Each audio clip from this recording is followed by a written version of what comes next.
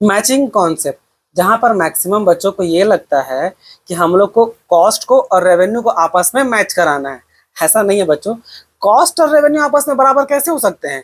इन दोनों के बीच में तो प्रॉफिट आएगा ना। इसका मतलब तो यह है कि भाई मैचिंग कॉन्सेप्ट का ये मतलब तो नहीं होता है। ठीक है, तो क्या होता है मैचिंग कॉन्सेप्ट का मतलब? देखिए, मैचिंग कॉन्सेप्ट पहले सिंपली बोलता है कि सबसे पहले आप अपना रेवेन्यू को आइडेंटिफाई कीजिए, जो रेवेन्यू को रिकॉग्नाइज कीजिए।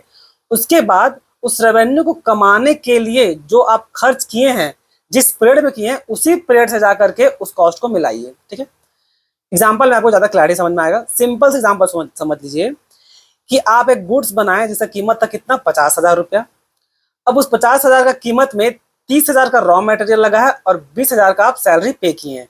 लेकिन लेकिन उस 20,000 का सैलरी में 10,000 तो आप इंस्टेंट पेमेंट कर दिए थे अपना वर्कर को, पर 10,000 को आउटस्टैंडिंग में रखे हैं। ठीक है, लेकिन टोटल खर्चा तो 50 ही माना जाएगा। ठीक है, 30 रॉ मटेरियल का और 20 सैलरी का, भले ही 10,000 आप अभी पे नहीं किए हो। आगे आ जाइए। अब मान लीजिए इस गुड्स को आप मार्च का महीना में सेल कर दिए, जनवरी में बनाए थे, मार्च का महीना में सेल कर दिए, कितना में, 60,000 में। अब यहां से देखिए, आप रेवेन्यू जनरेट किए कितना, 60,000, रेवेन्यू आइडेंटिफाई होगा 60,000 का।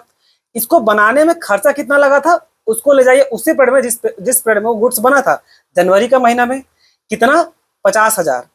अब भले ही जो 10,000 का जो सैलरी पेंडिंग है उसको आप मार्च में पेमेंट किए, तो यहां पर आप 60,000 में खर्चा 40 नहीं दिखा सकते, क्योंकि भाई अभी तक उसको, जो आप ऐसा नहीं बोल सकते कि 10,000 तो अभी तक हम अपने वर्कर को पे किया नहीं है, तो मेरा सही मायने में खर्चा तो 40 हुआ। नहीं, आप ऐसा नहीं बोल सकते बच्चों।